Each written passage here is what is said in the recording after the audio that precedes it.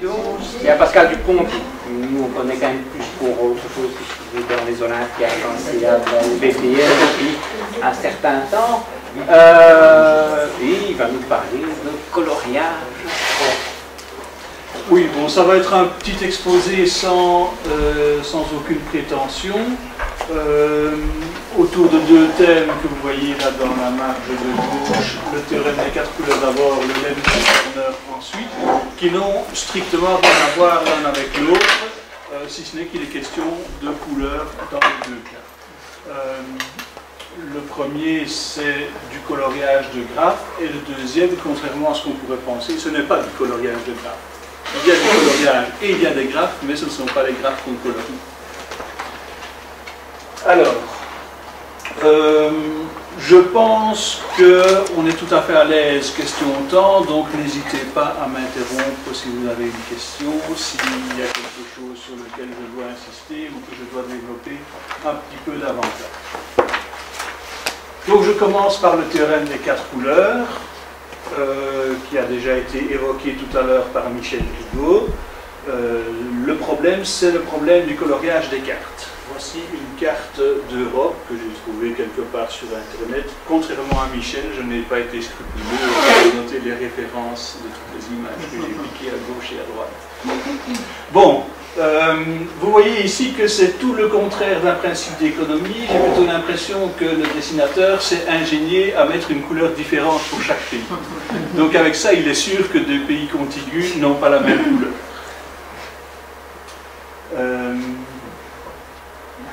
Vous pouvez au passage déjà noter tout de même que cette couleur-ci est la même que celle-là, ce qui veut dire que ce morceau-ci est un morceau de la Russie, c'est l'enclave de Kaliningrad. Kaliningrad étant le nom actuel du Königsberg, où en quelque sorte la topologie a été fondée.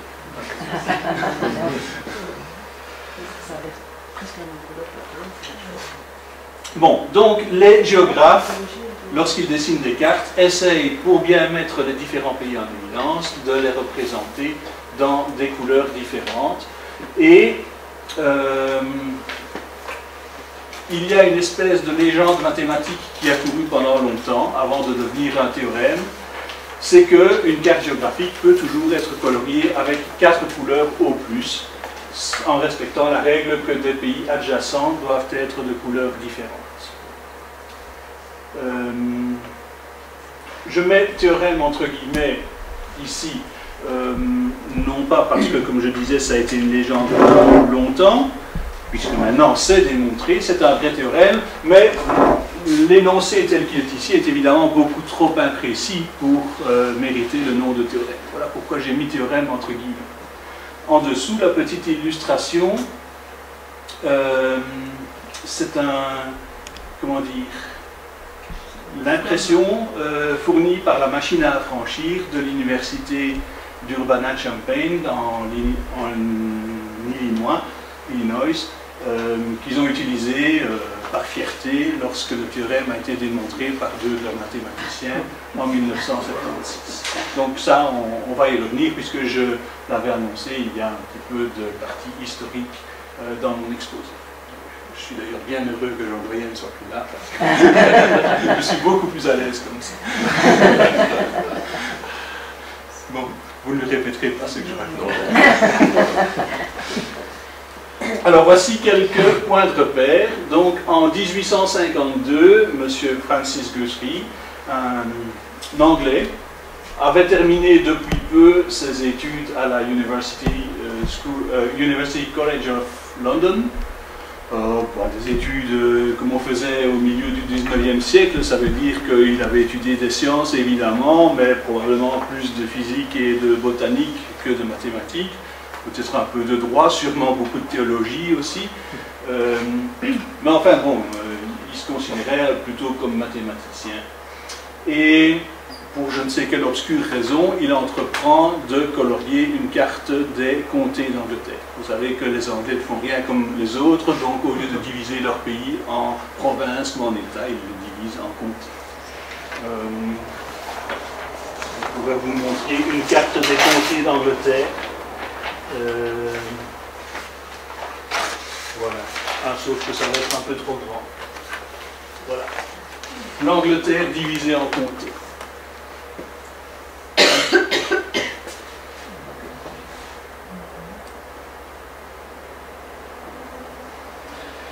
Bon, et donc son observation purement empirique, c'est qu'il se débrouille avec 4 couleurs, il recommence avec d'autres cartes, il fait la même constatation, ça l'intrigue un petit peu, et comme malgré tout il a une formation mathématique, il se demande est-ce que le fait est général. Mais il n'en a aucune idée, il ne se débrouille pas pour le justifier, donc il écrit à son frère, Frédéric Guthrie, qui lui est toujours étudiant à l'University College of London, et lui dit, si toi non plus tu n'as pas d'idée, eh bien parle-en à ton prof, hein, donc, chez qui Francis Guthrie était passé lui aussi. Ce prof, vous connaissez son nom au moins, Augustus de Morgan, celui des lois de Morgan, n'est-ce pas, qui comprend bien le problème, qui n'a non plus aucune idée, qui ne sait pas du tout si ça a été étudié ou pas, qui réfléchit un petit peu, ça l'intrigue, mais bon, il coince. Il écrit le lendemain même, dit la légende, à un de ses collègues, William Hamilton, celui des Quaternions, qui est lui irlandais, qui travaille à Dublin. Bon, Hamilton est aussi intéressé par le problème, mais n'a pas plus d'idées que les précédents. Les choses en restent là, enfin le problème sans doute se répand un petit peu comme une rumeur dans le milieu mathématique. Finalement, quelques années plus tard, Arthur Cayley fait une communication à ce sujet à la London Mathematical Society, mais bon, on en est toujours au même point. Il y a eu beaucoup de chipotage, tout le monde a constaté qu'on arrivait à colorier n'importe quelle carte avec 4 couleurs, mais toujours pas de démonstration.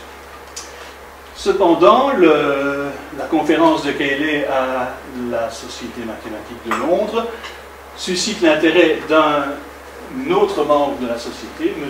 Kemp, Alfred Kemp, qui est plutôt avocat, lui, mathématicien amateur, mais avocat de profession. Et il se met à réfléchir sérieusement au problème, et en 1879, donc un an après, il propose une solution. Il a démontré le théorème des 4 couleurs. Très bien. L'année suivante, un autre scientifique, Peter Tate, qui est mathématicien, physicien aussi, propose une autre démonstration. Donc tout va bien, ce n'est même pas un théorème, à ce moment-là c'est un bithéorème puisqu'il a été démontré 2 fois. Mais, petit problème, en 1890, M. Percy Hewood montre qu'il y a une faille dans la démonstration de Kemp. Vous allez dire, c'est pas grave puisqu'il reste une autre démonstration, mais pas de chance. L'année suivante, M. Petersen, Julius Petersen, montre que la démonstration de Tate n'est pas correcte. Petersen, vous connaissez sans doute son nom à travers le graphe de Petersen.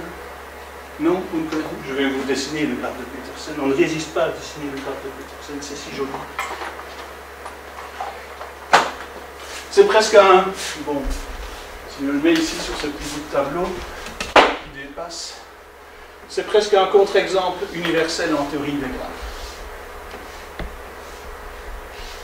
Vous prenez un pentagone, vous prenez un pentagramme, vous les reliez comme ça, et vous avez le graphe de Petersen.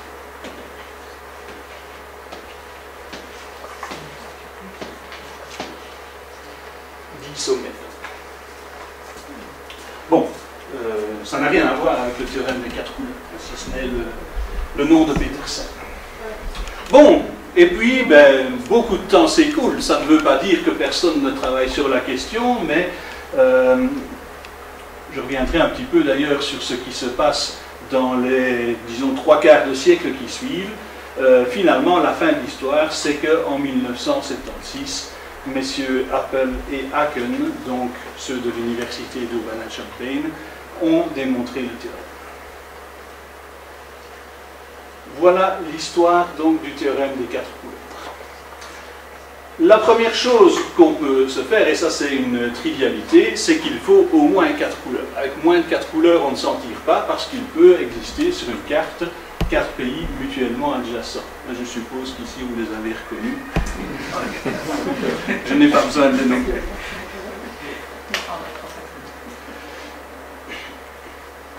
Mais il faut un petit peu préciser les choses. D'abord, qu'est-ce qu'on entend par pays adjacent? Voici une espèce de diagramme en camembert là, que j'ai dessiné, dans lequel les différentes zones se rejoignent toutes au centre du disque, donc sont toutes contiguës en un point, mais est-ce qu'on considère comme adjacentes des zones qui se touchent en un seul point? Réponse, non. On veut une frontière qui soit un vrai arc de courbe, un point ne suffit pas. Vous allez me dire peut-être que de toute façon ça n'existe pas, des pays qui se rejoignent comme ça en un point. Alors ça c'est amusant. On peut se poser la question. Il y a d'abord des non-pays qui se rejoignent vraiment comme ça. Parce que vous savez qu'il y a un tas de revendications territoriales sur l'Antarctique. Il s'agit chaque fois de secteurs qui vont jusqu'au pôle sud. Mais bon, ce n'est pas officiellement reconnu, on ne peut pas considérer ça comme des pays, donc ça ne compte pas.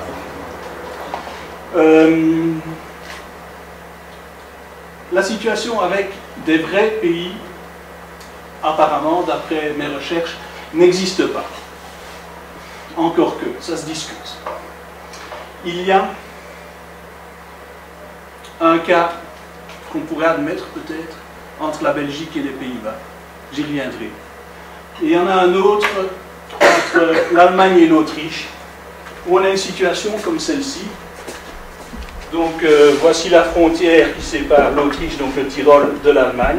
Et il y a quelque part une petite ville autrichienne qui forme une espèce de goutte, comme ça, enclavée dans l'Allemagne. Donc ici, on a bien un point où 4 frontières se rejoignent, mais ça ne veut pas dire qu'il y a 4 pays autour de ce point. Il n'y en a que 2. Donc c'est un cas un petit peu limite. Bon. Est-ce que c'est un quadripoint? Est-ce que ça n'en est pas? Bon. À voir. Maintenant, on peut... Il semble qu'il y avait un quadripoint sur les comtés anglais. Ah, c'est possible. Mais pour l'instant, je discute le cas où il s'agit vraiment de pays, d'États. Il y a eu un quadripoint, je ne sais plus exactement quelles sont les années, c'est dans le courant du 19e siècle, il a existé entre la Belgique, l'Allemagne et les Pays-Bas, un petit triangle qui s'appelait le territoire neutre de Moresnet, et il y avait là un quadripoint. Ce petit triangle se terminait, avait un sommet sur ce qui est actuellement le point triple entre l'Allemagne, les Pays-Bas et la Belgique. Et donc, ce territoire formait un 4e pays qui avait sa frontière en ce point-là.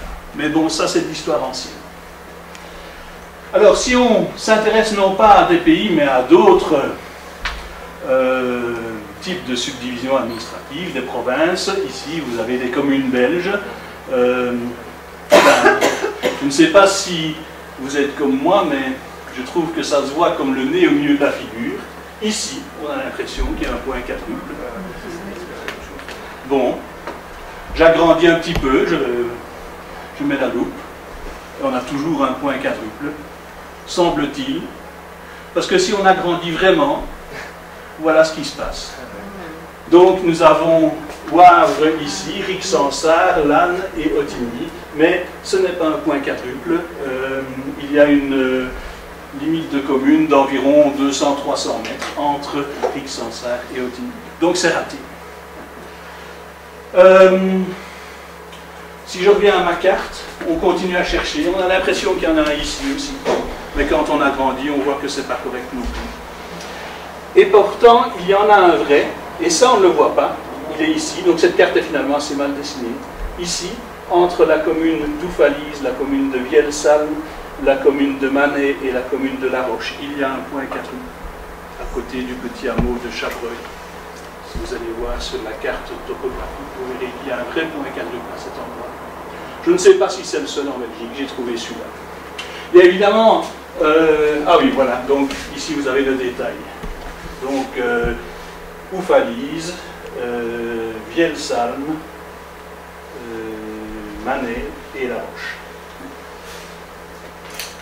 Il y a évidemment aussi un exemple célèbre aux États-Unis, le point quadruple entre le Colorado, l'Utah, l'Arizona et le Nouveau-Mexique, dont les coordonnées sont, semble-t-il, 37 degrés nord, 109 degrés ouest, parce que donc, la frontière entre l'Utah, le Colorado D'une part, l'Arizona, le Nouveau-Mexique, ici, c'est le méridien de 209 degrés ouest, tandis que ici nous avons une frontière qui se prolonge d'ailleurs, qui suit le 37e parallèle. Bon, j'ai trouvé aussi les données que voici comme coordonnées du point quadruple. À mon avis, ça dépend du système de référence géodésique qu'on utilise, parce que vous voyez qu'on chipote là quand même pour des fractions de secondes, ça ne doit faire que quelques mètres tout au plus. Bon, mais donc ça c'est clairement un point quadruple. Il y en a un quelque part un peu plus au nord, entre les provinces canadiennes aussi. Bon, donc, refermons cette parenthèse, on ne va pas s'intéresser à des situations comme celle-là. Une frontière, c'est bien un arc de courbe de États ou de communes qui se toucheraient par un seul point. On a le droit de les colorier de la même couleur. Alors, deuxième règle du jeu importante, c'est qu'on parle de pays connexes. Voici une situation où l'un des pays, le pays numéro 2, n'est pas connexe, et vous voyez que ça m'oblige à utiliser 5 couleurs pour colorier la carte. Bon, vous allez me dire, ça c'est pas non plus un problème des pays non connexes, ça n'existe pas. Ben, si, DIA numéro 2, l'enclave de Kaliningrad est déjà un premier exemple. L'Alaska, c'est encore un exemple. Voici un exemple de plus. La petite ville de Divia est une enclave espagnole en territoire français, près d'Andorre. Alors, exemple bien connu aussi, je crois, de tous les Belges, Bar-le-Duc et Bar-le-Nassau. Tout ce qui est en jaune est enclave belge en territoire néerlandais. Alors vous voyez que c'est bien pire que ça, parce qu'il y a non seulement une enclave principale, mais un tas de petites enclaves, et puis il y a des enclaves néerlandaises à l'intérieur de l'enclave belge. Non. Non. Non, ça existe vraiment. Et si vous allez là-bas, vous verrez des marques sur tous les trottoirs qui indiquent exactement où passe la frontière. Il y a des maisons qui sont à cheval sur les deux pays. Et c'est Bar-le-Duc et Bar-le-Nassau. La ville néerlandaise, c'est Bar-le-Nassau. Donc c'est quelque part là où il y a 3 petites bosses dans la frontière au nord d'Anvers. C'est entre deux des petites bosses. Et quand on est dans une de ces enclaves, c'est quelle administration qui prévaut? C'est le local, c'est le général ou c'est le local? La règle, c'est que une maison est considérée comme appartenant au pays où se trouve sa porte, même si la frontière traverse la maison. Et il paraît qu'il y a des gens qui ont déplacé leur porte pour changer.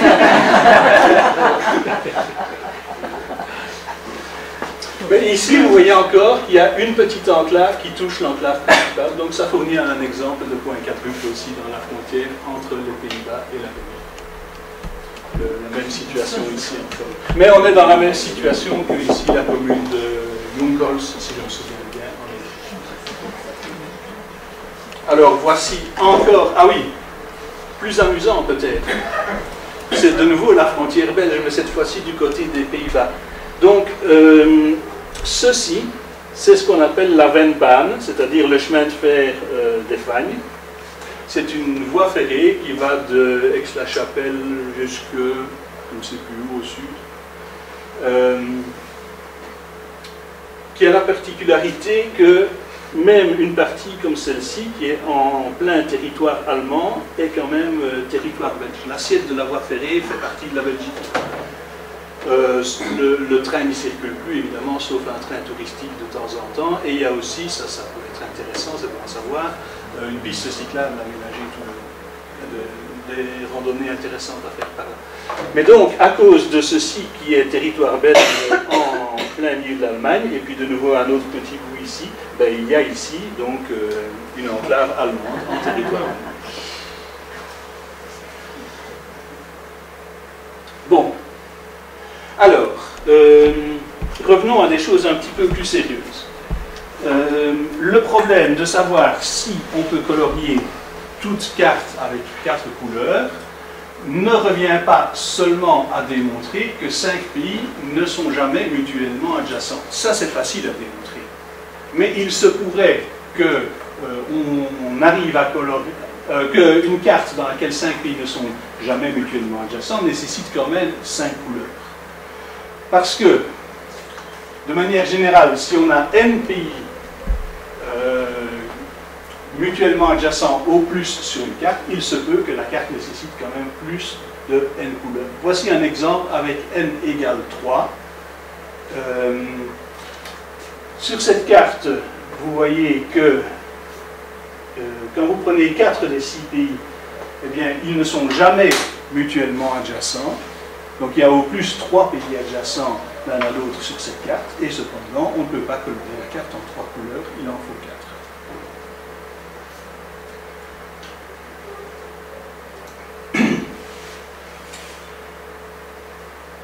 Bon, je disais tout à l'heure, c'est un problème de coloriage des graphes. Ce qu'on va faire maintenant, c'est associer à une carte un graphe dont les sommets sont les pays, et on relie par une arête du graphe 2 pays qui ont une frontière commune. Donc si je reprends l'exemple que je viens de vous montrer, il se traduit par le graphe qui est là. Donc les sommets sont les disques colorés, et les arêtes proviennent des frontières communes.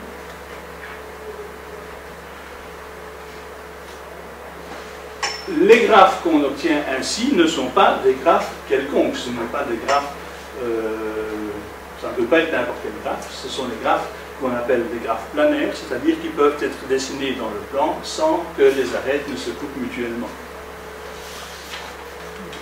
Réciproquement, on constate facilement que n'importe quel graphe planaire peut être obtenu à partir d'une carte. Donc ce sont bien tous les graphes planaires qui correspondent aux cartes. Donc, on traduit le problème de coloriage des cartes en problème de coloriage de graphes sous la contrainte que 2 sommets adjacents, 2 sommets reliés par une arête, doivent être représentés en des couleurs différentes.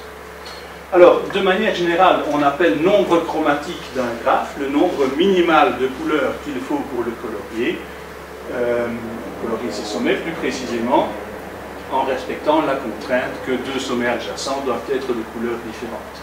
Et donc, le théorème des 4 couleurs se reformule de la manière suivante. Le nombre chromatique d'un graphe planaire est inférieur à 4.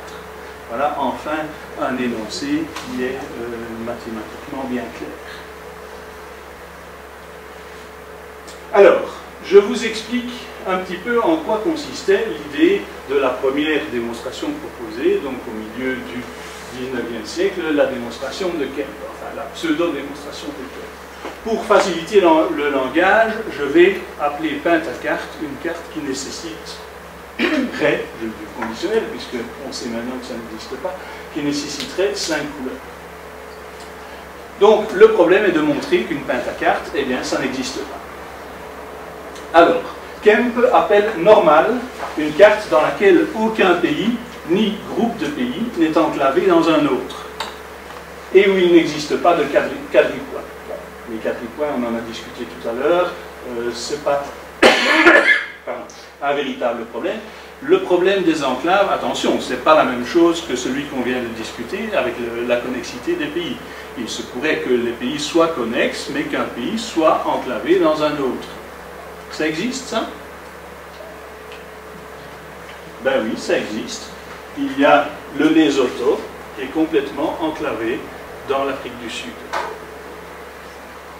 Donc le Lesotho a comme unique frontière, la frontière avec l'Afrique du Sud. Donc ici, vous voyez, j'ai superposé à la carte d'Afrique le graphe représentant ces différents pays. Les codes, ce sont les codes Internet. Hein. C'est parfois un peu bizarre, mais c'est comme ça. Bon. Donc, une carte comme celle de l'Afrique, avec le Lesotho enclavé dans l'Afrique du Sud, ce n'est pas une carte normale. Alors, ce que Kemp montre, c'est que s'il existe une pentacarte, il existe une pentacarte normale. Et ça, il l'a fait correctement. Son idée, ensuite, c'est de montrer que s'il existe une pentacarte normale, il existe une pentacarte normale minimale. Alors là, vous commencez à sentir un petit peu dans quel sens le vent va tourner. Si on présente les choses comme ça, c'est qu'on va vers une démonstration vers l'absurde. On va supposer qu'il existe une pentacarte normale minimale, et puis on va arriver à en construire une plus petite. Donc, contradiction. Alors, ce que Kemp prouve encore, c'est que dans toute carte normale, il existe un pays au moins ayant 5 voisins au plus. Donc, une carte dans laquelle les pays auraient tous 6 voisins, c'est pas possible. S'il s'agissait de pays qui étaient des polygones, ça se ferait simplement avec la formule de l'air, enfin le nombre de sommets, de faces, d'arêtes. Ça c'est bien connu, mais évidemment ici, comme les pays peuvent avoir des frontières courbes, les choses sont un petit peu plus compliquées. Autrement dit, toute carte normale contient une configuration, donc on peut trouver dans tout graphe planaire, soit un pays qui n'a que 2 voisins, soit un pays qui n'a que 3 voisins, soit un pays qui en a 4, soit un pays qui en a 5. Donc on trouve une de ces 4 situations, au moins, dans toute carte normale. Donc cet ensemble, on peut l'appeler inévitable, puisqu'on trouve un de ces éléments, au moins, dans chacune des cartes. Et donc, il suffit de montrer que pour chaque carte normale, pour chacune de ces configurations, montrer que si une pentacarte la contient, elle n'est pas minimale. Une fois qu'on aura démontré ça, eh bien le théorème sera démontré. Alors je vais vous montrer le raisonnement dans le cas d'un pays entouré par 3 voisins. Bon, 2 voisins c'est trop simple et on ne comprend rien. 3 voisins, on commence à voir un petit peu dans quel sens le vent tourne, mais 4 voisins, ça se complique déjà. Donc je ne vais pas vous infliger ce raisonnement-là. Donc supposons par exemple qu'une pentacarte minimale contienne la configuration avec un pays entouré par 3 voisins. Donc revoici la traduction en carte. Les 4 sommets dans la version graphe ou pays dans la version carte sont forcément de couleurs différentes puisqu'ils sont tous adjacents 2 à 2. Donc voilà comment le coloriage de ce morceau-là de la carte se présente. Mais évidemment, je suppose qu'il s'agit d'une pentacarte, donc ça veut dire que pour le reste, il me faut une 5e couleur. Ok? Alors, on va raisonner de la manière suivante. Imaginons un instant que le pays central soit envahi par son voisin du nord. Une espèce d'Anschluss, par exemple. Oui. Dans ce cas-là, évidemment, ce morceau-là de la carte se colorie en 3 couleurs seulement, mais on a toujours d'autres couleurs autour, je vous rappelle. Mais cette nouvelle carte, elle compte un sommet de moins que la précédente, qu'on avait supposé pentacarte minimale. Donc celle-ci qui a moins de sommets n'est plus une pentacarte. Donc ça veut dire que ceci, avec les pays qui sont autour, je peux la colorier avec 4 couleurs. Ah oui, mais si je remets mon pays central ici, si je lui rends sa frontière nord, là, il ne touche pas tous les pays qui sont autour. Donc il suffit que je le colorie dans une couleur différente des 3 pays qui l'entourent, et j'ai obtenu un nouveau coloriage avec 4 couleurs de la carte initiale. Donc là, on a une contradiction. Autrement dit, ma pentacarte minimale ne pouvait pas exister. Celle qui contient la configuration là, avec un pays entouré par 3 voisins. Donc ça, c'est le type de raisonnement que Kemp fait. Il fait la même chose pour les autres configurations de son ensemble inévitable, mais malheureusement, il y a une faille dans son argument pour le cas le plus compliqué, le cas d'un pays entouré par 5 voisins. Bon, est-ce que son raisonnement peut être sauvé? En partie, oui. Je vous rappelle, c'est Heawood, une dizaine d'années plus tard, qui a prouvé qu'il y avait une faille dans le raisonnement de Kemp. Mais ce qui reste du raisonnement de Kemp, c'est quand même que 5 couleurs suffisent toujours.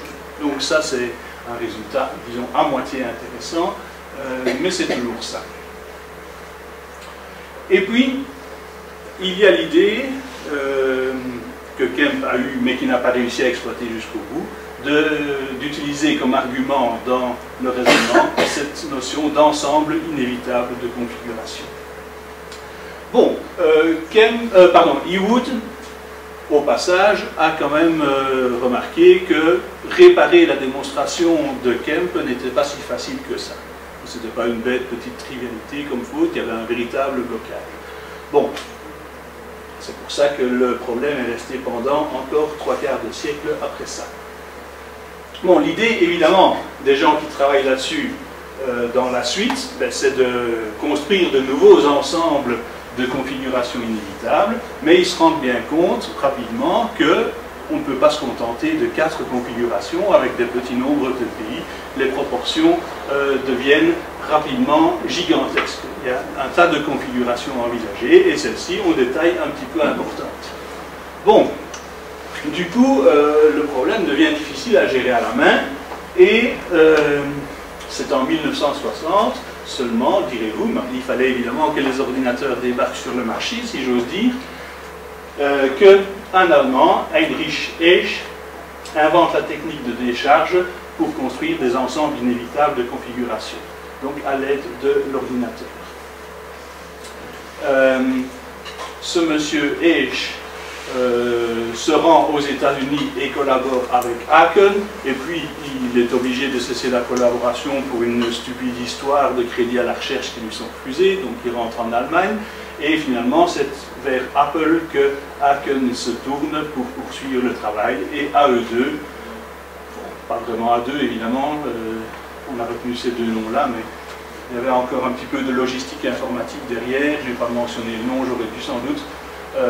Donc finalement, à l'aide d'un programme informatique pour étudier toutes les configurations nécessaires, il démontre le théorème en 1976. Leur preuve a nécessité environ 1200 heures de temps de calcul sur ordinateur.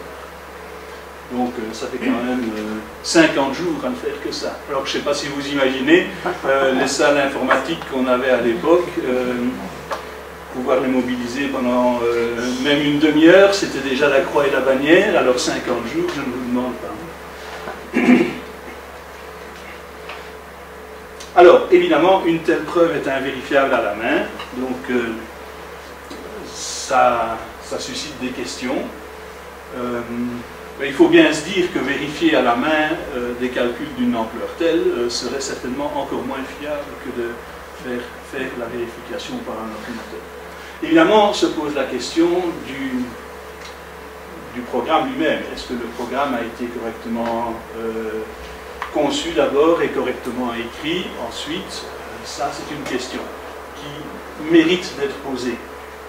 Bon, alors, depuis 1976, on a encore travaillé sur la question, on a simplifié la preuve initiale de Apple et Aachen, mais les versions simplifiées restent quand même hors de portée d'un être humain normalement constitué.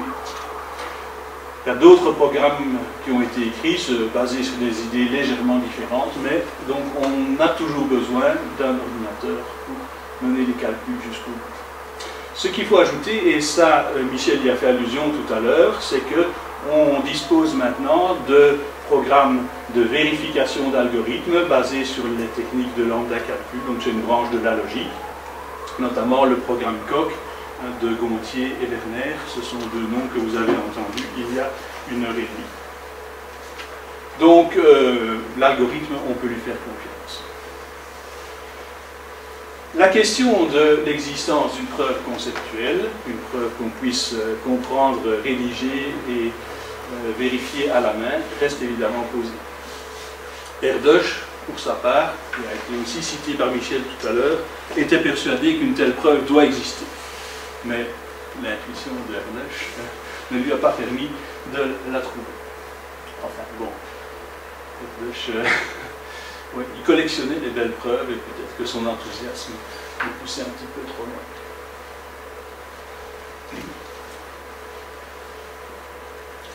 Bon, maintenant, c'est une question mathématique, ça, hein, le théorème des 4 couleurs, et évidemment, ça ne présente pas d'intérêt pratique.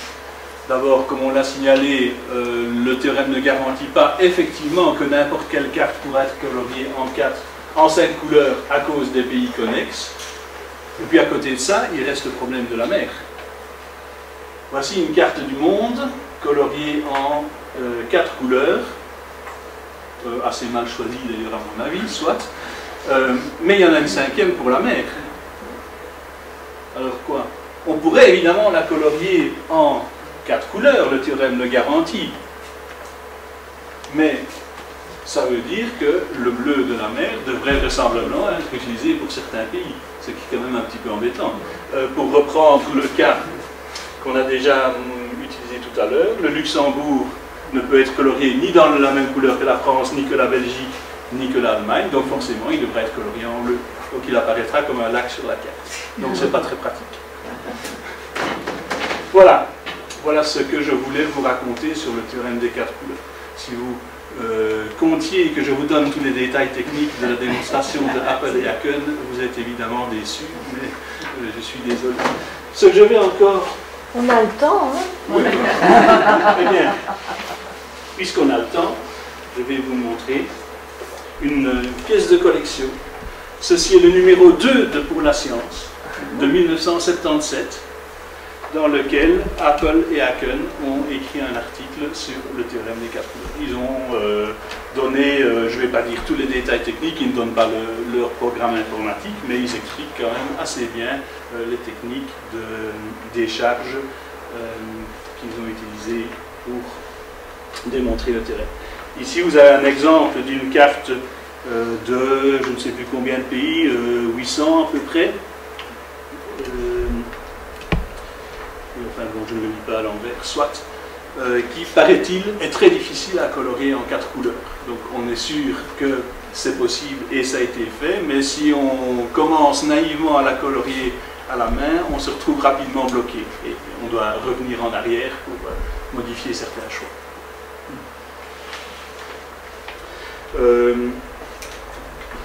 Bon, replonger dans mes archives Pour la science m'a fait un petit choc, je dois dire, parce que le graphisme, les illustrations, tout ça a fameusement changé depuis lors. Et puis aussi, ceci est un article de 16 pages, on n'imagine plus maintenant un article de 16 pages dans Pour la science, c'est 6, 8 maximum. Voilà, donc le monde a changé.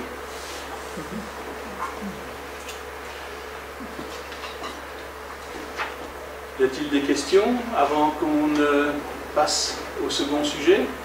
Oui. La seule chose, je pourrais comprendre qu'on admette une démonstration par ordinateur, disons par calcul brut, quoi, parce que l'être humain n'est pas capable de le faire, évidemment, sur la durée d'une vie.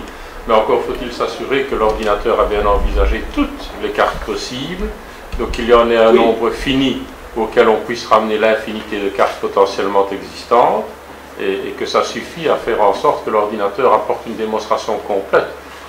Dans le même sens, disons qu'un ordinateur peut très bien montrer qu'un nombre est premier, effectivement, s'il procède par un algorithme qui épuise toutes les possibilités, et ça je vais bien admettre. Ici, ce n'est pas l'ordinateur qui a établi la liste des cas à vérifier. Ça a été fait par l'être humain. Et ensuite, le reste, c'est calculatoire. Est-ce qu'on ne peut pas imaginer, je vais dire, une carte minimale, donc qui n'ait pas besoin de 800 pays ou quelque chose comme ça, mais qui suffise à recouvrir l'infinité de cartes possibles? Ben, apparemment non, puisque, enfin, toutes les listes qu'on a pu utiliser nécessitaient, je ne sais plus, de l'ordre de 1200 configurations, quoi. Et chacune avec je ne sais combien de pays.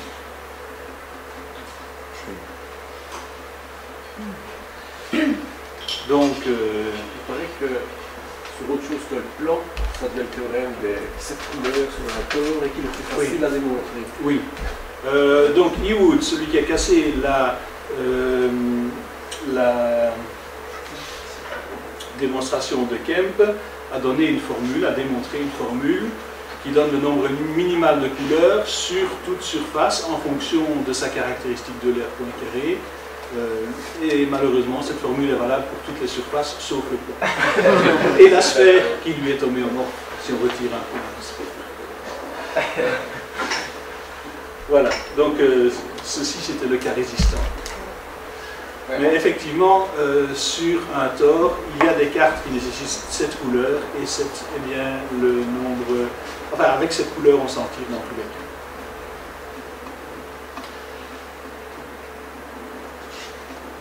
D'autres questions, commentaires? Sinon, on passe au second sujet. je vous parle du lemme de Sperner. Alors, je vous suggère de prendre une feuille de papier, un bic,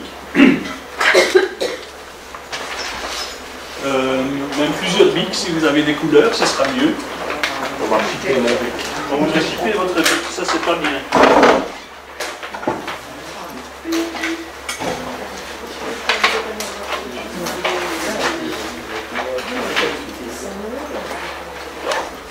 Vous savez que sur Wikipédia, on trouve un tas de choses. Hein. Voilà ce dont vous avez besoin.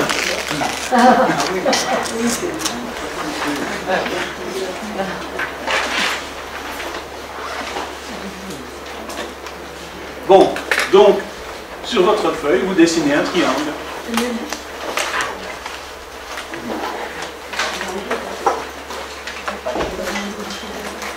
Alors, le mien est un triangle équilatéral, mais ça n'a pas d'importance. Comme de toute façon, les questions qu'on va traiter ne sont pas des questions métriques, ceci est un triangle quelconque. Alors, ce triangle, vous allez colorer ses sommets en 3 couleurs différentes. Bon, si vous n'avez pas de couleur, vous avez le droit de les numéroter 1, 2, 3 par exemple, et considérer que 1 est une première couleur, 2 une deuxième couleur, et 3 une troisième couleur. Bon, voilà, moi j'ai choisi le rouge, le vert et le bleu. Ensuite, vous allez trianguler votre triangle, c'est-à-dire disséquer son intérieur en petits triangles, de la manière que vous voulez. Et c'est ici que l'exercice devient un petit peu intéressant. Je ne vous montre pas ma dissection, inventez-en d'autres à votre guise.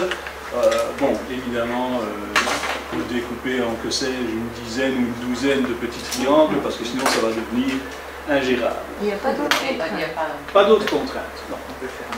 Voilà un exemple, voilà mon découpage, mais vous faites absolument comme vous voulez. Attention, il faut bien que toutes les petites parcelles, toutes les petites cellules soient des triangles. Donc au besoin, vous rajoutez des segments pour couper un quadrilatère en deux.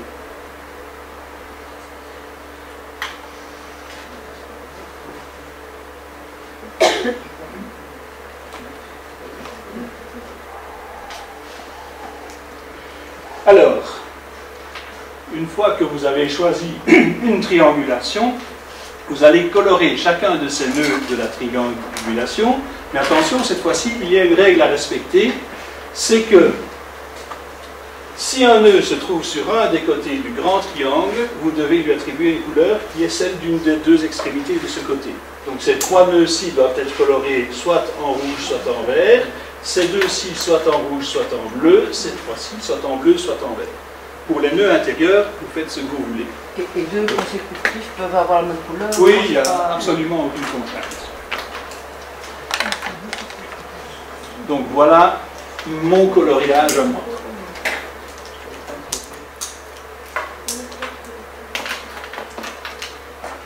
Et à l'intérieur, on colorie comment? Comme on veut. Aucune restriction. Et tu donnes les règles après, tu vas dire qu'on a tous perdu. Non, non, c'est pas un jeu.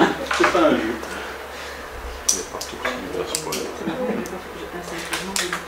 Alors, maintenant, si vous avez terminé de colorier les nœuds de la triangulation, c'est là qu'il faut être attentif. Vous devez repérer parmi les petits triangles intérieurs ceux qui ont des sommets des trois couleurs. Par exemple, ici, nous avons un petit triangle tricolore. Je les ai ici colorés en gris, ce fait que dans mon coloriage, il y en a 3.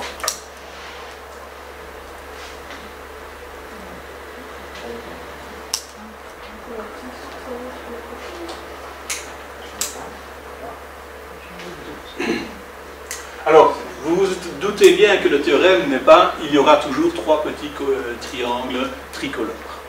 Ça, ce serait un petit peu étonnant que ce soit toujours 3. Mais le résultat est le suivant. Dans la triangulation, il y a toujours un nombre impair de petits triangles tricolores. Moi j'en ai 2. Alors, c'est vraisemblablement que vous en avez oublié un. Il y a des daltoniens dans la salle. Oui, peut-être. Et de ce théorème, on peut évidemment déduire tout de suite un corollaire, c'est qu'il y en a au moins un. Parce que 0 n'est pas un nombre impair. C'est un corollaire facile.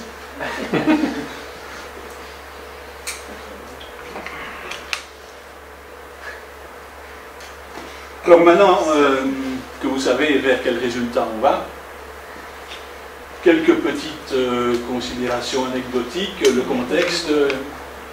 Donc il ne faut pas confondre d'abord le lemme de Sperner dont nous parlons avec le théorème de Sperner, qui est un théorème de combinatoire et qui dit que dans un ensemble à n éléments, il y a au plus le nombre de combinaisons de n objets à partie entière de n demi parties mutuellement non comparables au maximum. Quand je dis non comparable, ça veut dire qu'aucune des deux n'est contenue dans l'autre. Ceci, c'est évidemment le plus grand nombre de la nème ligne du triangle arithmétique. C'est le nombre du milieu ou un des deux nombres du milieu dans le cas d'un nombre pair.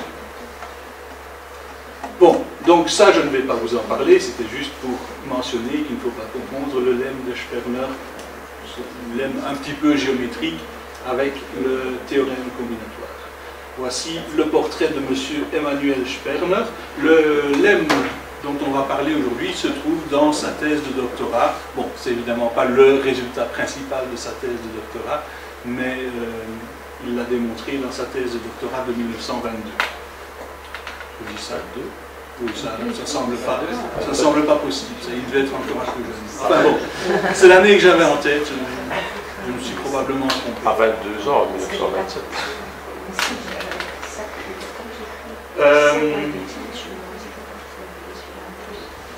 Je ne sais pas si je dois mentionner ça qui pourrait vous le présenter, c'est M. Sperner qui a l'air bien jovial sous un jour un petit peu moins sympathique, mais il faut savoir qu'il a enseigné de 1943 à 1945 à l'université allemande de Strasbourg.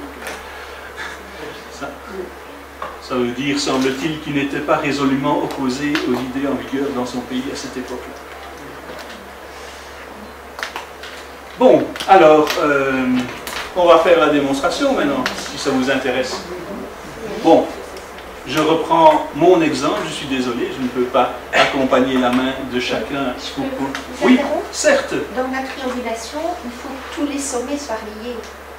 Parce que j'ai fait un cas où j'ai pas... Donc voici un sommet, qui est en initial, d'où ne part aucune arête, c'est ça que vous voulez dire? Non, mais un sommet ne peut... Je vous demande comment un sommet sur un côté d'un triangle doit être un sommet du triangle. Donc là, moi j'avais triangulé comme ça, mais j'ai 3 points ici.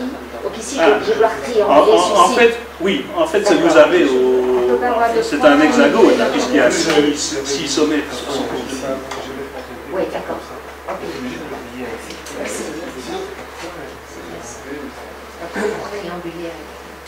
Bon, alors, vous allez, j'espère apprécier cette démonstration imagée. On pense que notre triangle initial est un bâtiment qu'on a cloisonné en pièces au moyen de la triangulation. Évidemment, ce n'est pas très pratique comme bâtiment, puisque jusque-là, il n'y a pas moyen de passer d'une pièce à l'autre. Donc on va percer des portes dans différents murs. Alors quelle est la règle pour percer des portes? On choisit un des côtés du grand triangle, n'importe lequel. Comme il y a 3 côtés, ça pourrait fournir 3 démonstrations, mais une seule suffira. Donc moi j'ai décidé de travailler avec le côté inférieur. Le côté inférieur a ses 2 extrémités rouges et vertes. Donc, le choix d'un côté détermine 2 couleurs, ici, le rouge et le vert. Eh bien, on va percer une porte dans chaque mur dont les 2 extrémités sont l'une rouge et l'autre verte.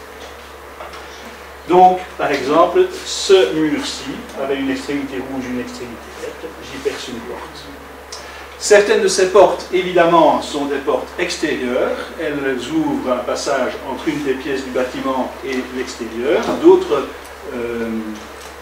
portes, par contre, se trouvent entre 2 pièces du bâtiment. Rien ne garantit qu'il y a une porte dans chaque pièce. Voici une pièce qui n'est toujours pas accessible puisqu'il n'y a aucune porte qui Alors posons-nous la question, combien de portes peut avoir une pièce? Bon, maximum 3 évidemment, puisque toutes nos pièces sont triangulaires.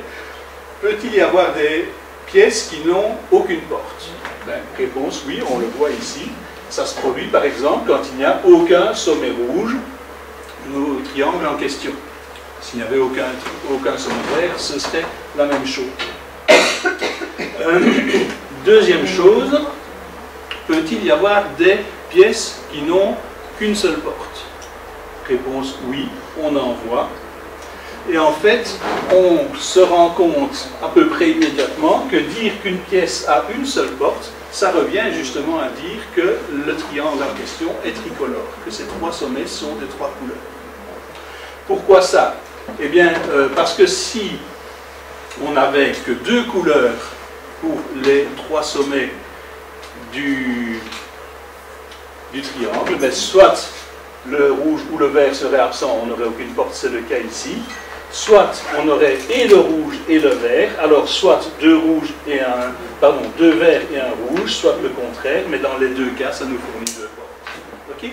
Donc, les triangles qui nous intéressent sont précisément les pièces qui n'ont qu'une seule porte. Enfin, des pièces à trois portes, ce n'est pas possible, parce que ça voudrait dire que, regardez ici, ce côté-ci a une porte, donc j'ai un sommet vert et un sommet rouge. J'ai de nouveau une porte ici, donc ce sommet-ci est de la même couleur que celui-là, et du coup je ne peux pas avoir de porte sur le troisième côté. Ok? Alors maintenant que notre bâtiment est un petit peu ouvert à tout vent, là, eh bien on va s'y balader. Je pars de l'extérieur et j'entre dans une pièce accessible par une des portes. Et puis je continue, cette pièce a une deuxième porte, donc je la franchis, je me retrouve dans cette pièce-ci. Et puis, tant que c'est possible, je continue. Il y a encore une porte à rapporter, donc je la franchis. Et, oh, surprise, je me retrouve à l'extérieur. Bon, ok, c'est comme ça. Est-ce que les promenades qu'on peut faire sont toutes de ce type-là? Réponse, non. Un deuxième cas qui peut se présenter est celui-ci.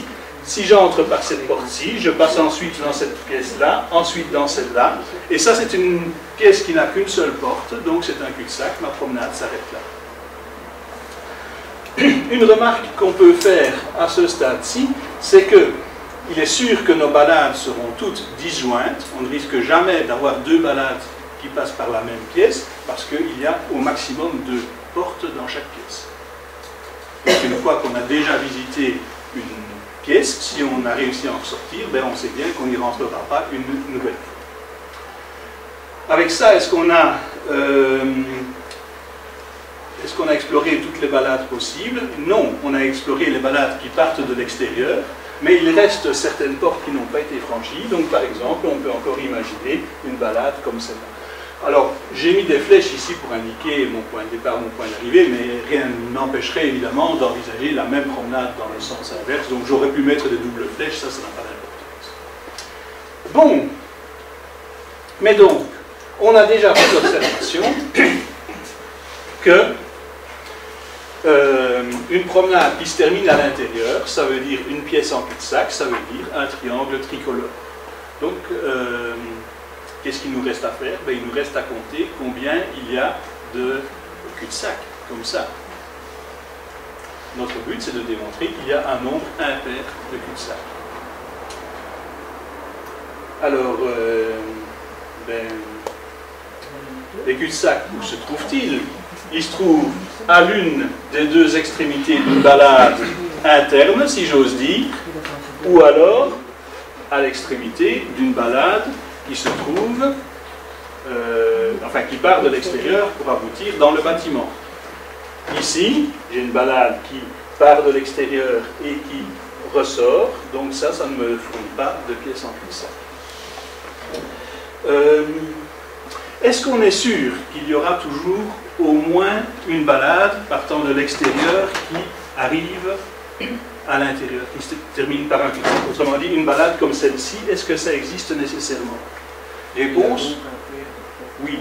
Voilà, il y a forcément un nombre impair de portes sur le côté inférieur, parce que ces deux extrémités sont de couleurs différentes, et les portes traduisent justement les changements de couleur. Donc, comme les promenades qui ne nous intéressent pas mobilisent chaque fois 2 portes, on est sûr qu'il y aura au moins une porte qui mènera de l'extérieur vers l'intérieur. Donc ça fournit déjà une démonstration du corollaire. On sait qu'il existe au moins un petit triangle tricolore. Pour montrer qu'il en existe un nombre impair, eh bien, on sait que si on compte les extrémités de nos promenades, chaque promenade a 2 extrémités, un départ et une arrivée. Donc le nombre d'extrémités est un nombre pair. Et ces extrémités sont de 2 sortes. Soit les pièces en cul-de-sac, c'est-à-dire les petits triangles tricolores, soit l'extérieur du bâtiment. Mais chaque extrémité de balade qui se trouve à l'extérieur correspond à une porte du côté rouge-vert. Et ça, il y en a un nombre impair. Donc, au total, j'ai un nombre pair d'extrémités de promenade, puisqu'il y a 2 extrémités à chaque promenade. J'ai un nombre impair d'extrémités qui ne m'intéressent pas, qui sont à l'extérieur du bâtiment. Donc, il en reste un nombre impair qui correspond à des pièces en cul-de-sac, c'est-à-dire à des triangles tricolaires. Voilà une démonstration imagée. Évidemment, si vous êtes des mathématiciens purs et durs, elle ne vous plaît qu'à moitié. Vous préféreriez une vraie preuve mathématique, mais je vous rassure, ceci n'est qu'un déguisement. On peut très bien dire la même chose en une version un petit peu plus formelle. Ce que je vais faire maintenant, c'est associer un graphe à ma triangulation et au coloriage du triangle. Quand je dis ça, c'est pas tout à fait complet. Le graphe que je vais construire maintenant dépend aussi du choix que j'ai fait ici du côté inférieur. Donc des portes qui ont été percées. Quels sont les sommets du graphe? Eh bien, les sommets du graphe sont les différents petits triangles de la triangulation, plus un sommet pour l'extérieur. Donc voici les sommets de mon graphe. Tous ces petits disques magenta sont les sommets du graphe.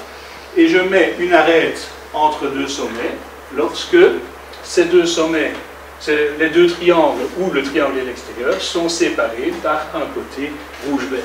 Donc ceux qui ont été percés d'une porte. Donc voici les arêtes de mon graphe. Bon, celle-ci, vous devez comprendre évidemment qu'elle passe par la porte ici, mais j'ai tracé toutes mes arêtes rectilignes. Et puis, on oublie la triangulation, il reste le graphe. Dans un graphe, vous savez qu'il y a une notion de degré d'un sommet. Le degré d'un sommet d'un graphe, c'est le nombre de sommets adjacents à ce sommet. Ou pour le dire autrement, c'est le nombre d'arêtes qui partent du sommet. Par exemple, ce sommet-ci est de degré 3, ce sommet-ci est de degré 2, ce sommet-ci est de degré 0. Il y a un petit théorème en théorie des graphes qui dit qu'il y a un nombre pair de sommets dont le degré est impair. Et ça, c'est très facile à comprendre. Si j'appelle SI mes sommets, chacun un degré de SI, qu'est-ce que j'obtiens si je fais la somme des degrés de tous les sommets?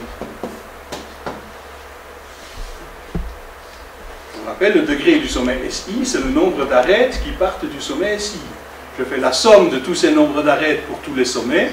Qu'est-ce que j'obtiens? J'obtiens le double du nombre d'arêtes. Chacune a été comptée 2 fois.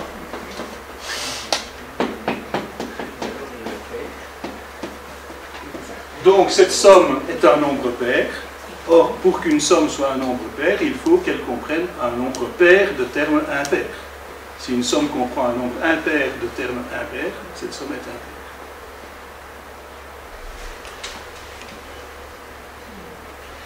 Donc, il y a dans le graphe un nombre pair de sommets de degré impair. Ah oui, mais les sommets de degré impair, ce sont justement ceux qui nous intéressent, puisqu'on a vu qu'une pièce pouvait avoir 0, 1 ou 2 portes, c'est-à-dire un sommet peut être de degré 0, 1 ou 2. 0 et 2 sont des nombres pairs, donc reste comme degré possible impair le degré 1, et ça correspond justement à un petit triangle tricolore. Donc il faut démontrer qu'il y a un nombre impair de petits triangles tricolores. Ah oui, mais celui-ci, c'est l'extérieur. Donc lui, son degré, c'est le nombre de portes du côté inférieur, donc on a vu qu'il était impair. Donc, au total, on a un nombre pair de sommets de degré impair, mais il y a celui-ci parmi eux, donc il reste un nombre impair de sommets de degré impair qui correspondent à des triangles tricones.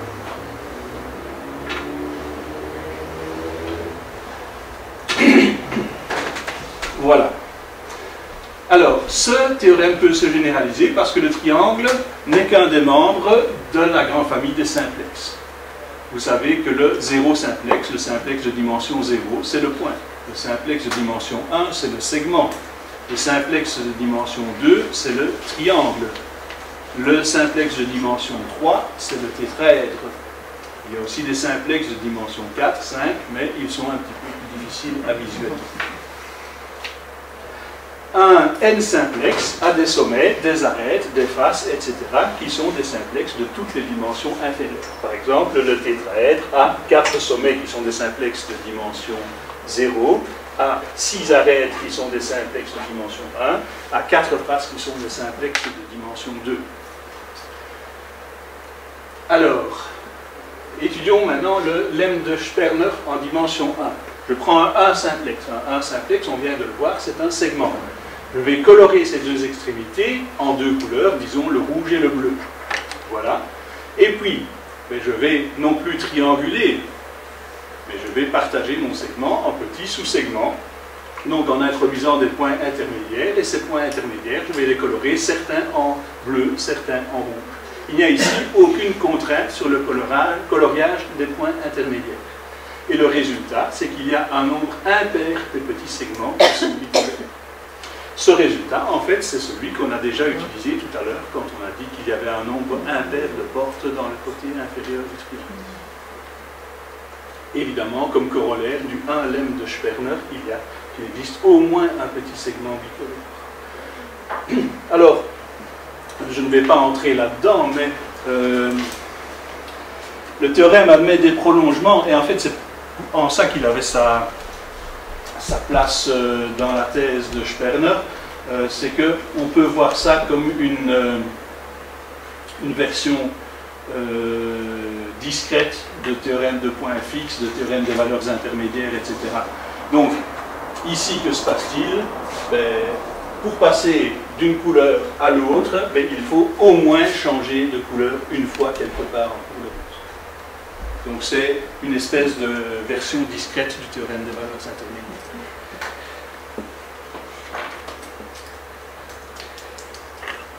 Ensuite, parlons du lemme de Sperner en dimension 3. Alors là, je suis désolé, je n'ai pas fait de figure. Parce que de toute façon, si je triangule l'intérieur de mon tétraèdre, vous n'y verrez rien. Enfin, si je tétraédrise l'intérieur de mon tétraèdre, vous n'y verrez rien sur la figure. Donc, je n'ai pas pris le temps de le faire. Il faut faire preuve d'un petit peu d'imagination. Mais donc, je suppose que j'ai un tétraèdre, une pyramide à base triangulaire, régulière ou pas, ça n'a pas d'importance puisque le problème n'est pas métrique. Elle a 4 sommets, je colorie ces 4 sommets en 4 couleurs différentes. Et puis je partage mon tétraèdre en petits tétraèdres et je colorie tous les sommets de ce découpage, de ces petits tétraèdres, en les 4 couleurs choisies. Et pour ça, il y a 2 règles à respecter cette fois-ci. La première règle, c'est que si un sommet du découpage se trouve sur une arête du grand tétraèdre, je dois colorier ce sommet dans une des 2 couleurs qui se trouvent à l'extrémité de l'arête, comme c'était le cas tout à l'heure pour le triangle. Et si un sommet se trouve sur une face du tétraèdre initial, j'ai le choix de 3 couleurs des sommets de cette face pour son coloriage. Les sommets qui sont à l'intérieur du grand tétraèdre, eux, peuvent être coloriés de manière tout à fait arbitraire. Eh bien, dans ces conditions, il y a un nombre impair de petits tétraèdres quadricolores, et donc au moins. Et il se fait que la démonstration de ce 3 lemmes de Sperner, ou même la démonstration du lemme de Sperner de dimension n, se fait sans trop de difficulté sur le même principe que celle que je vous ai faite avec le graphe magenta là. Donc, quel est le lemme de Sperner en dimension n? On prend un n simplex, il a n plus 1 sommet qu'on colorie en n plus 1 couleur, on le dissèque en petits n simplex, on colorie tous les sommets de ces petits n simplex avec les n plus une couleur différente. Il y a n-1 règle à respecter, que je résume comme ceci. Pour chaque dimension k entre 1 et n-1, un sommet situé sur une k cellule du tétraèdre initial reçoit la couleur de l'une des k plus une extrémité de cette k cellule. Qu'est-ce que c'est qu'une k cellule? Eh bien, une 1 cellule, c'est une arête, une 2 cellules, c'est une face, une 3 cellules, c'est une pyramide, etc. Et le n-lemme de Sperner, c'est qu'il y a un nombre impair de petits n simplex qui possèdent les n plus une couleurs. Et donc, il y en a au moins un. La démonstration se fait simplement par récurrence sur n, ce que vous pouvez très facilement comprendre si vous vous rappelez qu'en fait la démonstration qu'on a faite pour la dimension 2 se basait déjà sur le 1 lemme de Sperner. Mais le mécanisme est exactement le même, il suffit de l'écrire. Voilà, j'ai terminé. Je suis bien sûr à votre disposition pour d'éventuelles questions. Et donc, en dimension 3, on prend une face et on ouvre une porte dans tous les petits triangles qui ont les 3 couleurs. C'est ça. Et on propage les autres. C'est ça. On choisit une des faces, on regarde quelles sont les 3 couleurs et on perce tous les petits triangles face des tétraèdres qui ont ces 3 couleurs. On obtient ainsi un graphe et le raisonnement est le même qu'en dimension 2.